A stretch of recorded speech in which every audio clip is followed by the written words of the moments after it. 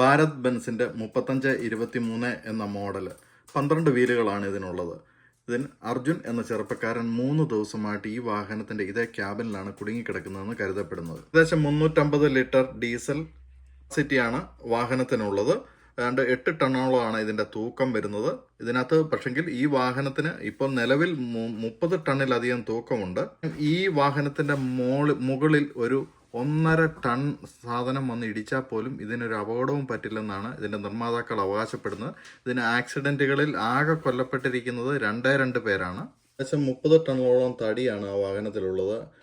അതുപോലെ ദുർഘടം പിടിച്ച സ്ഥലമാണെങ്കിലും രക്ഷാപ്രവർത്തനം നാളെ രാവിലത്തോടെ കൂടുതൽ ഊർജ്ജസ്ഥലം ആകും എന്നാണ് അറിയാൻ സാധിച്ചത്. ഏതായാലും ഈ കാണുന്ന പുഴയിലോട്ട് അർജുൻ പോയിട്ടില്ലെന്നാണ് നമുക്കറിയാൻ സാധിച്ചത്. വാഹനം പോയിട്ടില്ല. അതിന് മുകളിൽ എവിടെയെങ്കിലും ഉണ്ടെന്നാണ് നമ്മൾ വിചാരിക്കുന്നത്. അതുപോലെ അർജുനെ കണ്ടെത്താൻ നാളെ തന്നെ സാധിക്കട്ടെ എന്ന് ആഗ്രഹിക്കുന്നു. Thank you.